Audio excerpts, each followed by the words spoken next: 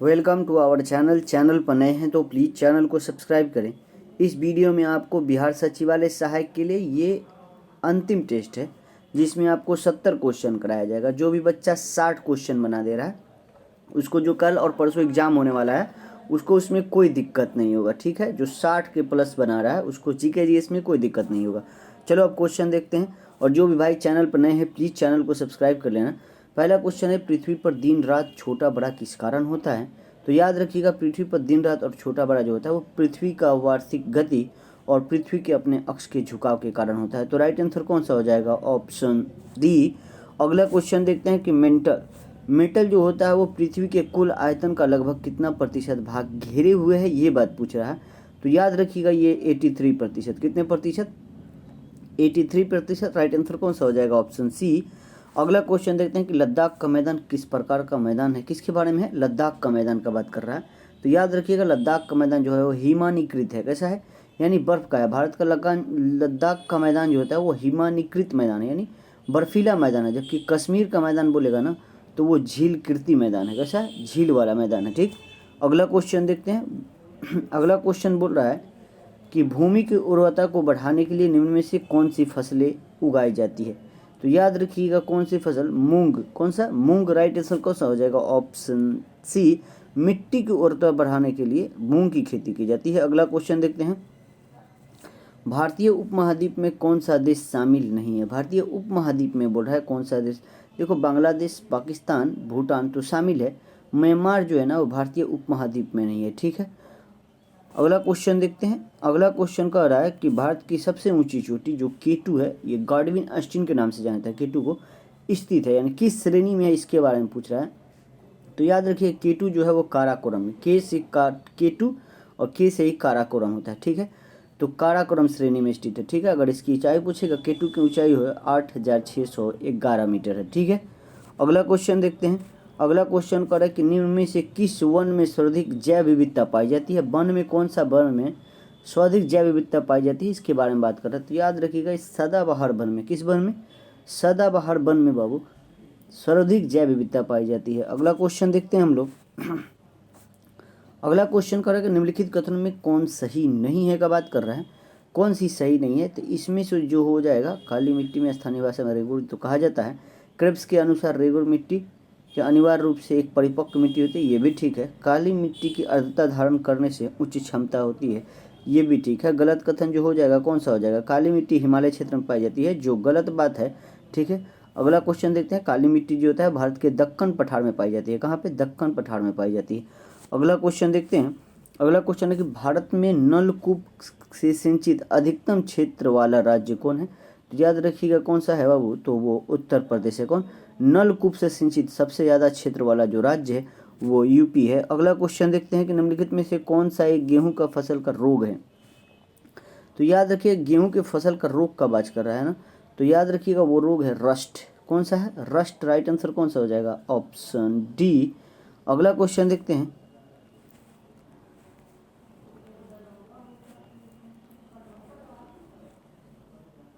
अगला क्वेश्चन है, जनगणना 2011 के अनुसार बिहार का लिंगानुपात है कितना है बाबू? ये रिपीट क्वेश्चन है, 918 है, ठीक है।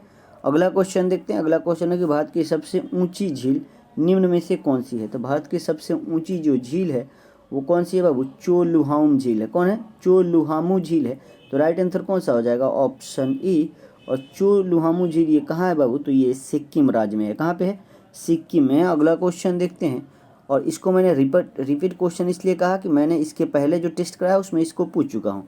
अगला क्वेश्चन देखते हैं कि निम्न में कौन लौह अयस्क क्षेत्र नहीं है का बात कर रहा है। तो याद रखिएगा, देखते हैं कुद्रेमुख है, बालाघाट जो है ना, बालाघाट लौह अयस्क क्षेत्र नहीं है, ये मध्य प्रदेश में है और ये तांबे के खनन के लिए प्रसिद्ध है, ठीक है। अगला क्वेश्चन देखते हैं कि महावेली गंगा किस देश की नदी है? कौन सी गंगा? महावेली गंगा का बात कर रहा है और ये किस देश की है बाबू? तो ये श्रीलंका देश की गंगा है। अगला क्वेश्चन देखते हैं, नदी है ये। अगला क्वेश्चन है कि हड़प्पा सभ्यता के निम्नलिखित स्थलों में से कौन सा स्थल अफगानिस्तान में स्थित है? ठीक है। अब तो यहाँ पे दिया हुआ कोट दीजी सुरतोगी, यही है। राइट आंसर कौन सा हो जाएगा? Option B. सुरतुगई जो है ना ये अफगानिस्तान में है, ठीक है। अगला क्वेश्चन देखते हैं। अगला क्वेश्चन है कि जैन धर्म के 24वें तीर्थंकर का बात कर रहा है कि भगवान महावीर का जन्म कहाँ हुआ था। तो कहाँ हुआ था बाबू, तो ये हुआ था कुंडग्राम। कहाँ, वैशाली के कुंडग्राम में भगवान महावीर का जन्म हुआ था, ठीक है, जो जैन धर्म के 24वें तीर्थंकर थे, ठीक है। अगला क्वेश्चन देखते हैं। अगला क्वेश्चन करके इल्तुतमिश के शासनकाल में, किसके, इल्तुतमिश के शासनकाल के दौरान विशेष गुलामों को सैन्य सेवा के लिए खरीदा जाता था, जिन्हें किस नाम से जाना जाता था। तो याद रखिएगा, उनको बंदगान कहा जाता था। क्या कहा जाता था, बंदगान। Right answer option B. अगला क्वेश्चन है कि सैयद राजवंश की स्थापना किसने किया है, किसके बारे में है, तो सैयद वंश के बारे में। आसान क्वेश्चन है बाबू, कौन किया है, खिज्र खान। कब किया था, तो ये तैमूर के आक्रमण जब किया था 1398 में, ठीक है। खिज्र खान ने उसकी सहायता किया था, किसको, तैमूर को खिज्र खान सहायता किया था। और तो जाने से पहले जो तैमूर था ना, वो खिज्र खान को मुल्तान, दीपालपुर और लाहौर का सूबेदार नियुक्त कर दिया था, और खिज्र खान जो था उस सैयद वंश का स्थापना किया था। अगला क्वेश्चन देखते हैं। अगला क्वेश्चन, वांडीवास के युद्ध में अंग्रेजों ने किसको हराया था। कौन सा युद्ध का बात कर रहा है, तो वांडीवास का युद्ध का बात कर रहा है। तो वांडीवास का युद्ध जो हुआ था वो पहले जान लेते हैं 1760 में हुआ था। अंग्रेज और फ्रांस के बीच हुआ था। किसकी, अंग्रेज फ्रांस के, जिसमें फ्रांस की हार हुआ था। अगला क्वेश्चन देखते हैं। अगर बोलेगा कि अंग्रेजी सेना का नेतृत्व कौन कर रहा था, वो आयरकुट कर रहा था। कौन, आयरकुट। वही फ्रांसीसी सेना का नेतृत्व जो कर रहा था उसका नाम था काउंट डी लाली, ठीक है। अगला क्वेश्चन देखते हैं। अगला क्वेश्चन, वहाबी आंदोलन का मुख्य उद्देश्य क्या था। तो वहाबी आंदोलन का जो मुख्य उद्देश्य था, इस्लाम को परिशुद्ध करना था। क्या था, इस्लाम को परिशुद्ध। राइट आंसर कौन सा हो जाएगा, ऑप्शन बी। वहाबी आंदोलन कब चला था, 19वीं शताब्दी के चौथे दशक के आसपास चला था, ठीक है। और ये 7वें दशक तक चलता रहा था। अगर इस आंदोलन का प्रवर्तक बोलेगा तो राय बरेली के सैयद अहमद थे। कौन थे, सैयद अहमद। और इसका केंद्र जो था वहाबी आंदोलन का, वो कहाँ था बाबू, तो पटना शहर में था, ठीक है। अगला क्वेश्चन देखते हैं। अगला क्वेश्चन कह रहा है कि महात्मा गांधी ने किसको दीन बंधु की उपाधि दिया था। तो दीन बंधु किसको कहा जाता था बाबू, तो दीन बंधु कहा जाता था CF एंड्रयूज को। किसको, CF एंड्रयूज को दीन बंधु की उपाधि महात्मा गांधी ने दिया था, ठीक है। अगला क्वेश्चन देखते हैं। अगला क्वेश्चन कर रहे कि तृतीय अंगल मैसूर युद्ध के दौरान बंगाल का गवर्नर जनरल कौन था। कब, तृतीय अंगल मैसूर युद्ध का बात कर रहे हैं। तो पहले ये जानते हैं हम लोग कि तृतीय मैसूर युद्ध हुआ कब था। तो ये हुआ था बाबू 1780 से 84 के बीच हुआ था, ठीक है।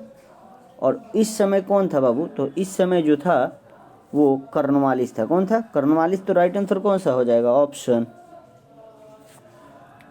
ऑप्शन बी, कर्नवालिस था। 1780 तृतीय का बात कर रहे हैं, नहीं ये द्वितीय हुआ था। तृतीय जो हुआ तो 1790 से 92 के बीच हुआ था, और उस समय कर्नवालिस था, ठीक है। प्रथम अंगल मैसूर जो हुआ था पूरा जान लेते हैं। प्रथम अंगल मैसूर जो हुआ था वो 1769 से लेकर 1769 से 1767 से 69 तक प्रथम अंगल मैसूर युद्ध। द्वितीय बात करेगा तो 1780 से 84 में हुआ था, और तृतीय बात करेगा तो 1790 से लेकर 92 में हुआ था, और चतुर्थ की बात करेगा तो 1799 में हुआ था, जहाँ पे मैसूर की टीपू सुल्तान की मौत हो गई थी। अगला क्वेश्चन देखते हैं। उस समय कौन था बाबू, तृतीय अंगुल मैसूर के समय लॉर्ड कर्नवालिस था। अगला क्वेश्चन देखते हैं कि किस वायसराय ने भारत में वर्नाक्युलर प्रेस एक्ट लागू किया था। आसान क्वेश्चन है। तो वर्नाक्युलर प्रेस एक्ट किसने लागू किया था, तो ये लागू किया था बाबू लीटन। कौन किया था, लीटन लागू किया था। राइट आंसर कौन सा हो जाएगा, ऑप्शन डी। अगला क्वेश्चन है कि ब्रिटिश हाउस ऑफ कॉमन्स के सदस्य बनने वाले प्रथम भारतीय कौन थे। ब्रिटिश हाउस ऑफ कॉमन्स का बात कर रहा है। तो यानी जैसे हमारे यहाँ लोकसभा राज्यसभा होता है ना, तो ब्रिटिश में जो लोकसभा जो होता था वो लोकसभा को ये लोग कहते थे, ये लोकसभा को कहते थे कॉमन्स, और राज्यसभा को ब्रिटिश ऑफ लॉर्ड्स कहा जाता था। तो ये क्या बात कर रहा है, ब्रिटिश ऑफ कॉमन्स का सदस्य बनने वाले प्रथम भारतीय का बात कर रहा है। तो ये कोई और नहीं, दादा भाई नौरोजी थे। कौन थे, दादा भाई नौरोजी जो थे, जो 1892 में, कब 1892 में उदारवादी दल से ब्रिटिश संसद चुने गए थे, ठीक है। अगला क्वेश्चन देखते हैं कि ऊंचाई मापने का यंत्र क्या है। ऊंचाई मापने का यंत्र को क्या कहा जाता है बाबू, तो इसको अल्टीमीटर कहा जाता है। क्या, अल्टीमीटर। राइट आंसर कौन सा हो जाएगा, ऑप्शन सी। ऊंचाई मापने के यंत्र को क्या कहा जाता है, अल्टीमीटर कहा जाता है। अगला क्वेश्चन हम लोग देखते हैं। अगला क्वेश्चन करो कि चंद्रमा पर वायुमंडल नहीं होने का क्या कारण है। चंद्रमा पर वायुमंडल नहीं होने का जो कारण है, इस पर गैस के अणुओं का पलायन वेग और उनके मार्ग माध्य मूल्य वेग से कम होता है। यानी जो चंद्रमा पर वायुमंडल क्यों नहीं होता है, क्योंकि जो अणु का वेग होता है ना, वो पलायन वेग से अधिक होता है। ठीक है, अगला क्वेश्चन देखते हैं। अगला क्वेश्चन कह रहा है कि वर्षा के दौरान बारिश की बूंदें कैसे होती है। वर्षा के दौरान बारिश की बूंदें कैसे गिरती है बोल रहा है। तो कैसे गिरती है वो, तो एक समान त्वरण से गिरती है। ठीक है, एक समान त्वरण से गिरती है। तो राइट आंसर कौन सा हो जाएगा, ऑप्शन डी। अगला क्वेश्चन देखते हैं, शुष्क सेल कितने वोल्ट का होता है। कौन सा सेल, शुष्क सेल का बात कर रहा है और वोल्ट पूछ रहा है, तो याद रखिएगा 1.5 वोल्ट का होता है। कितने पॉइंट, 1.5 वोल्ट का होता है। अगला क्वेश्चन देखते हैं कि निम्नलिखित में से कौन सा तत्व नहीं है। तत्व नहीं है का बात कर रहा है, कौन सा इसमें नहीं है, तो याद रखिएगा इसमें जो पानी है ये तत्व नहीं है। अगला क्वेश्चन देखते हैं कि एक्वा रेजिया किसका मिश्रण है। एक्वा रेजिया किसका मिश्रण है ये पूछ रहा है, तो याद रखिए एक्वा रेजिया जो है HCl प्लस होता है HNO3, HCl HNO3। तो राइट आंसर कौन सा हो जाएगा, ऑप्शन सी। अगला क्वेश्चन देखते हैं कि निम्नलिखित में से कौन सा आवर्त सारणी का हिस्सा नहीं है। आवर्त सारणी का हिस्सा कौन सा नहीं है बाबू, तो याद रखिएगा आवर्त सारणी का हिस्सा धातु, अधातु, उपधातु है, गैस नहीं है। ठीक है, तो राइट आंसर कौन सा हो जाएगा, ऑप्शन सी, क्योंकि आवर्त सारणी में तत्वों को 3 प्रमुख भागों में बांटा गया है, धातु, अधातु और उपधातु में। ठीक है, अगला क्वेश्चन देखते हैं। अगला क्वेश्चन क्या कह रहा है, अगला क्वेश्चन कह रहा है कि निम्नलिखित में से कौन बहुलक नहीं है। बहुलक नहीं है उसके बारे में पूछ रहा है, तो कौन नहीं है बाबू, इसमें से कौन नहीं है, तो याद रखिएगा इसमें से जो घी हो जाएगा ना वो बहुलक नहीं है। ठीक है, तो राइट आंसर कौन सा, ऑप्शन ई। अगला क्वेश्चन है कि भारत के पहले पशु स्वास्थ्य शिखर सम्मेलन 2022 का आयोजन कहाँ किया गया था। तो भारत के पहले पशु स्वास्थ्य शिखर सम्मेलन 2022 का आयोजन कहाँ किया गया था बाबू, तो ये नई दिल्ली में। राइट आंसर कौन सा है, ऑप्शन बी। अगला क्वेश्चन देखते हैं हम लोग। अगला क्वेश्चन पूछ रहा है, अगला क्वेश्चन है कि हृदय का दार का कारण क्या होता है। हृदय के बारे में पूछ रहा है यहाँ पे, तो याद रखिए हृदय घात के बारे में है। तो याद रखिएगा जो इसका कारण होता है ना, हृदय रक्त की आपूर्ति की कमी। ठीक है, राइट आंसर कौन सा हो जाएगा, ऑप्शन सी। यहाँ पे बाय मिस्टेक मिट गया है। ठीक है, अगला क्वेश्चन देखते हैं। अगला क्वेश्चन है कि निम्नलिखित में से कौन हृदयों के दाहिने भाग से हुई ऑक्सीकृत रक्त को फेफड़ा में ले जाता है, इसके बारे में पूछ रहा है। तो कौन ले जाता है बाबू, तो ये फुसफुस धमनी ले जाती है। कौन, फुसफुस धमनी। राइट आंसर कौन सा हो जाएगा, ऑप्शन सी। अगला क्वेश्चन है कि पेयजल में, किसमें, पेयजल में नाइट्रेट की मात्रा अधिक होने से कौन सा रोग होता है। तो अगर नाइट्रेट का पानी में अगर ज़्यादा मात्रा रहेगा तो ब्लू बेबी सिंड्रोम हो जाता है। क्या, ब्लू बेबी सिंड्रोम जो होता है पानी में नाइट्रेट की मात्रा अधिक होने से होता है। ठीक है, जिसके परिणाम जो होता है वो जो शिशु का त्वचा जो होता है वो नीला हो जाता है। ठीक है, अगला क्वेश्चन है कि रक्तचाप को नियंत्रित करने वाला ग्रंथि है। तो रक्तचाप को नियंत्रित कौन करता है बाबू, तो याद रखिएगा अधिवृक्क ग्रंथि। कौन, अधिवृक्क ग्रंथि। राइट आंसर कौन सा हो जाएगा, ऑप्शन बी। अगला क्वेश्चन है कि एंथ्रोसाइट और ल्यूकोसाइट दोनों किससे बनते हैं। तो एंथ्रोसाइट और ल्यूकोसाइट बाबू किससे बनते हैं ये दोनों, तो याद रखिएगा ये अस्थि मज्जा से बनते हैं। किससे, अस्थि मज्जा। राइट आंसर कौन सा हो जाएगा, ऑप्शन ए। अस्थि मज्जा को बोन मैरो भी कहते हैं। ठीक है, अगला क्वेश्चन देखते हैं। अगला क्वेश्चन कह रहा है कि निम्नलिखित में से कौन मस्तिष्क का भाग नहीं है। तो मस्तिष्क का भाग कौन सा नहीं है, पॉन्स होता है, थैलेमस होता है, मेडुला होता है, पिन्ना जो होता है ना, पिन्ना, तो ये आपको मस्तिष्क का भाग नहीं है। तो राइट आंसर कौन सा हो जाएगा, ऑप्शन सी। जो पिन्ना होता है ये कान की बाहरी भाग है। ठीक है, अगला क्वेश्चन देखते हैं। अगला क्वेश्चन क्या कह रहा है कि निम्न में से कौन सा खनिज आँख के नेत्रपटल, कोशिका झिल्ली और प्रोटीन संरचना को स्वास्थ्य बनाए रखने में मदद करता है। बहुत अच्छा क्वेश्चन है। बोला कि कौन सा खनिज जो है वो आँख का नेत्रपटल, कोशिका झिल्ली और प्रोटीन संरचना को स्वास्थ्य बनाए रखने में मदद करता है। तो याद रखिएगा कौन है बाबू, तो वो जिंक है। कौन, जिंक। राइट आंसर कौन सा हो जाएगा, ऑप्शन बी। अगला क्वेश्चन है कि हाल ही में कौन सा राज्य अपनी इंटरनेट सेवा शुरू करने वाला देश का पहला राज्य बना है। तो याद रखिएगा ये केरल बना है। कौन बना है, केरल। अगला क्वेश्चन देखते हैं। अगला क्वेश्चन कह रहा है कि पैप्टिक अल्सर के लिए कौन सा जीवाणु जिम्मेदार है। किसके बारे में है, पैप्टिक अल्सर के बारे में। अब पूछ रहा है कि कौन सा जीवाणु है जिम्मेदार। तो याद रखिएगा हेलिकोबैक्टर पाइलोरियो। ठीक है, Helicobacter pylori. Right answer option D.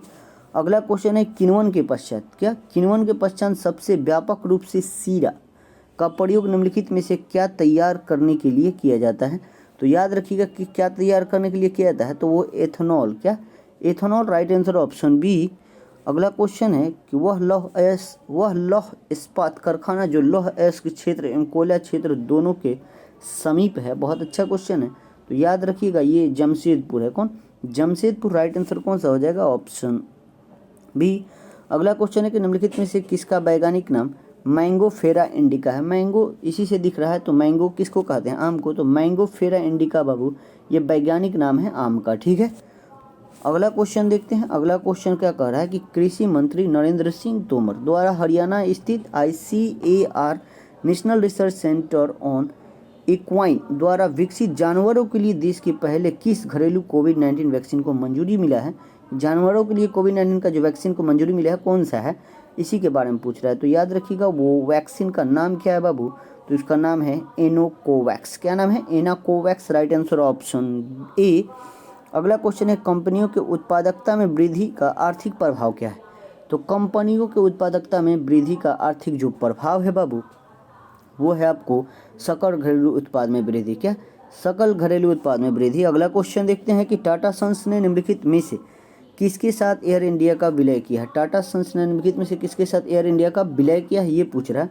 तो याद रखिएगा ये किया है एयर एशिया के साथ, किसके साथ, एयर एशिया के साथ, राइट आंसर ऑप्शन ए। अगला क्वेश्चन है कि तांबा अयस्क का सर्वाधिक उत्पादककर्ता राज्य कौन है। तो तांबा अयस्क का सर्वाधिक उत्पादककर्ता राज्य जो है वो आपको मध्य प्रदेश है, कौन है, मध्य प्रदेश, राइट आंसर कौन सा हो जाएगा, ऑप्शन ई। अगला क्वेश्चन देखते हैं कि समावेशी समृद्धि के लिए आवश्यक है। तो समावेशी समृद्धि के लिए जो आवश्यक है वो सतत कृषि, आधारभूत सुविधाओं का विकास और शिक्षा, स्वास्थ्य जैसी सामाजिक सेवाओं की अधिकाधिक उपलब्ध, ठीक है, राइट आंसर जो हो जाएगा वो ऑप्शन डी। अगला क्वेश्चन दिया है कि लोकसभा के अविश्वास प्रस्ताव के प्रस्तुत करने के लिए लोकसभा के कितने सदस्यों का समर्थन होना आवश्यक है। तो याद रखिएगा कितने, तो याद रखिएगा 50, कितना, 50, राइट आंसर कौन सा हो जाएगा, ऑप्शन बी। संविधान के अनुच्छेद 75 में, कहाँ पे, 75 में कहा गया कि मंत्रिपरिषद लोकसभा के प्रति सामूहिक रूप से उत्तरदायी होता है। यदि कभी ऐसा विपक्ष को महसूस हो कि सरकार अल्पमत में है तो वह अविश्वास प्रस्ताव ला सकता है और इसके लिए कम से कम उसको 50 सदस्य, कितने सदस्य, 50 सदस्यों का समर्थन होना आवश्यक होता है। अगला क्वेश्चन देखते हैं केंद्रीय राज्य वित्तीय संबंध का उपबंध संविधान के किस भाग में किया गया। तो केंद्र और राज्य वित्तीय संबंध का बोल रहा है कि संविधान के किस भाग में इसका उपबंध किया गया है। तो याद रखिएगा भाग 12 में, कहाँ, भाग 12 में किया गया है। अनुच्छेद बोलेगा तो 268 से लेकर 293 तक है, ठीक है। अगला क्वेश्चन देखते हैं। अगला क्वेश्चन कर रहा है कि 24वें ग्रीष्मकालीन बधिर ओलंपिक 2021 का आयोजन किस देश में किया गया। तो याद रखिएगा किस देश में किया गया, ये तो ब्राज़ील में, कहा है, ब्राज़ील में किया गया। अगला क्वेश्चन देखते हैं कि भारतीय संविधान के किस अनुच्छेद के द्वारा चुनाव आयोग को संसद और राज्य विधानसभाओं की चुनावी पर्यवेक्षण करने की शक्ति देता है। तो आसान क्वेश्चन है, अनुच्छेद 324 के तहत, कितना, अनुच्छेद 324। अगला क्वेश्चन देखते हैं हम लोग। अगला क्वेश्चन क्या कह रहा है कि भारत का सबसे पहले आम चुनाव और संविधान का पहला संशोधन कब हुआ था, ये पूछ रहा है।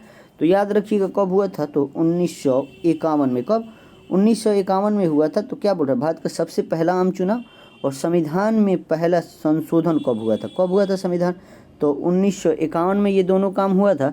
अगला क्वेश्चन देखते हैं 1951 में जो पहला संविधान संशोधन जो हुआ था ना, उसमें 9वीं अनुसूची जोड़ा गया था, ठीक है, 9वीं अनुसूची जोड़ा गया था। अगला क्वेश्चन हम लोग देखते हैं।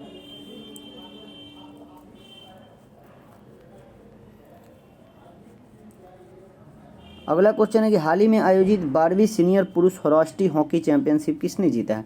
तो ये बाबू हरियाणा ने जीता है, कौन, हरियाणा जीता है। अगला क्वेश्चन देखते हैं कि निम्नलिखित संविधान सभा की समितियों और उनके अध्यक्षों में कौन सम्मिलित नहीं है का बात कर रहा है। यहाँ पे दिया अल्पसंख्यक उप समिति HC मुखर्जी, ये तो सही है। मूल अधिकार उप समिति JB कृपलानी, ये भी सही है। और राष्ट्रीय ध्वज के लिए तदर्थ समिति राजेंद्र प्रसाद, ये भी सही है। प्रांतीय संविधान समिति दिया हुआ है जवाहरलाल नेहरू, जो गलत है, तो ठीक है, राइट आंसर कौन सा हो जाएगा, ऑप्शन डी। क्योंकि प्रांतीय जो संविधान समिति था ये किनके पास था बाबू, तो सरदार वल्लभ भाई पटेल के पास, किनके, सरदार वल्लभ भाई पटेल के पास था, ठीक है। अगला क्वेश्चन देखते हैं कि डॉक्टर अंबेडकर ने संविधान के किस अनुच्छेद को संविधान का आत्मा कहा है। तो डॉक्टर अंबेडकर जो थे वो संविधान के आर्टिकल 32 को, किसको, आर्टिकल 32 को संविधान का आत्मा कहा था। इस तरह बोलेगा कि भारतीय संविधान में संविधान का आत्मा किसको कहा जाता है, तो प्रस्तावना को संविधान का आत्मा कहा जाता है, लेकिन डॉक्टर भीमराव अंबेडकर ने आर्टिकल 32 को संविधान का आत्मा कहा था। अगला क्वेश्चन दिया है कि स्थानीय स्वशासन के संबंध में निम्नलिखित कथनों में कौन सा एक सही है, इसके बारे में पूछ रहा है। तो याद रखिएगा इसमें जो सही है वो स्थानीय प्रशासन को अपना प्राधिकरण संविधान से प्राप्त होता है। तो राइट आंसर कौन सा हो जाएगा, ऑप्शन सी। अगला क्वेश्चन देखते हैं कि प्रथम पिछड़ा वर्ग आयोग का गठन किसकी अध्यक्षता में किया गया था।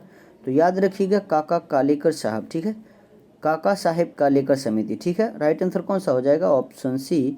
भारत के संविधान के आर्टिकल 340 का पालन करते हुए प्रथम पिछड़ा आयोग का गठन जो किया गया था वो 1953 में, कब, काका कालेकर समिति की अध्यक्षता में, ठीक है। अगला क्वेश्चन देखते हैं कि निम्नलिखित में से कौन संयुक्त राष्ट्र की सुरक्षा परिषद का अस्थायी सदस्य नहीं है। तो याद रखिएगा कौन सा इसमें नहीं है, तो इसमें से जर्मनी नहीं है, नहीं तो सारे फ्रांस, ब्रिटेन और चीन ये सब जो हैं वो संयुक्त राष्ट्र के सुरक्षा परिषद का अस्थायी सदस्य हैं, ठीक है। अगला क्वेश्चन देख, अगर बोलेगा संयुक्त राष्ट्र सुरक्षा परिषद में कुल 15 सदस्य हैं, कितने, इसमें से 5 अस्थायी सदस्य होता है, जिसमें से एक है यूएसए, एक है आपको ब्रिटेन, एक है रूस, एक है फ्रांस और एक है चीन, ठीक है। शेष 10 जो अस्थायी सदस्य होते हैं, ठीक है, जो जिनका कार्यकाल 2 वर्ष के लिए होता है। बोल रहा है कि एवरेस्ट शिखर पर चढ़ने वाली दूसरी भारतीय महिला कौन थी। यहाँ पहली का बात नहीं कर रहा है, दूसरी का बात कर रहा है, तो ये संतोष यादव था। कौन था, संतोष यादव। राइट आंसर कौन सा हो जाएगा, ऑप्शन ए। लेकिन बोलेगा पहला तो बछेंद्री पाल थी, कौन थी, बछेंद्री पाल। अगला क्वेश्चन देखते हैं कि निम्न में से कौन विश्व का सबसे बड़ा क्रिकेट स्टेडियम है। विश्व का सबसे बड़ा क्रिकेट स्टेडियम जो है वो नरेंद्र मोदी स्टेडियम है, ठीक है। राइट आंसर कौन सा हो जाएगा, ऑप्शन सी।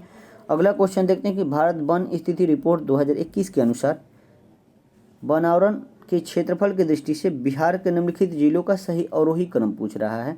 तो याद रखिएगा अवरोही क्रम का बात कर रहा है, ये वन रिपोर्ट जो आया था 2021 के अनुसार पूछ रहा है, तो ये सब हो जाएगा उस हिसाब से कैमूर, उसके बाद पश्चिमी चंपारण, फिर रोहतास और जमुई। तो राइट आंसर कौन सा है, ऑप्शन सी। अगला क्वेश्चन है कि भारत ने किस देश के साथ पंचशील संधि पर हस्ताक्षर किया। तो पंचशील समझौता किसके साथ है बाबू, तो ये पंचशील समझौता का बात कर रहा है, तो ये चीन के साथ किए थे। कब, चीन के साथ 1954 में हुआ था। कब, 1954 में किया गया था। और यह समझौता चीन के तिब्बत क्षेत्र और भारत के बीच व्यापार के आपसी संबंध को लेकर हुआ था, ठीक है। अगला क्वेश्चन देखते हैं हम लोग। अगला क्वेश्चन है कि युद्ध काल में सर्वोच्च वीरता पुरस्कार कौन सा है। तो कौन सा है बाबू, आसान क्वेश्चन है, तो परमवीर चक्र है। कौन सा है, परमवीर चक्र। Right answer option D. अगला क्वेश्चन है कि निम्न में कौन सी पुस्तक या पत्रिकाएं अरविंदो घोष द्वारा लिखी गई है। तो याद रखिएगा यहाँ पे जो दिया हुआ है कि सावित्री उन्हीं का है, लाइफ डिवाइन उन्हीं का है, युगांतर उन्हीं का, यानी उपयुक्त तो सभी हो जाएगा। यानी लाइफ डिवाइन भी अरविंदो घोष का है, सावित्री भी उन्हीं का है और युगांतर भी उन्हीं का है, ठीक है। अगला क्वेश्चन देखते हैं। अगला क्वेश्चन अंतर्राष्ट्रीय फिल्म अकादमी पुरस्कार 2022 के संबंध में कौन सा कथन सत्य है उसके बारे में पूछ रहा है। कौन सा कथन सत्य है, यहाँ पे पढ़ते हैं। देखिए, सर्वश्रेष्ठ अभिनेता विक्की कौशल, सरदार उद्धम के लिए अभिनेत्री कृति सेनन, मिमी, ठीक है। निर्देशक बोलेगा विष्णुवर्धन, सरशाह के लिए सर्वश्रेष्ठ फिल्म शेरशाह, ठीक है। तो राइट आंसर उपयुक्त सभी हो जाएगा, यानी डी इसका सही आंसर है, ठीक है। अगला क्वेश्चन देखते हैं कि प्रागैतिहासिक काल के निम्नलिखित में से किस शहर में कपास उगाया जाता था। तो याद रखिएगा वो था मेहरगढ़। कौन था बाबू, मेहरगढ़। राइट आंसर जो हो जाएगा वो ऑप्शन डी। अगला क्वेश्चन जो आज का अंतिम क्वेश्चन है कि सौरभ चौधरी किस खेल से संबंधित हैं। तो याद रखिएगा सौरभ जो चौधरी हैं वो आपको निशानेबाजी से संबंधित है। किससे, निशानेबाजी। Right answer option A. आज के लिए इतना ही, मिलते हैं हम आपको अगले वीडियो में। जय हिंद, जय भारत।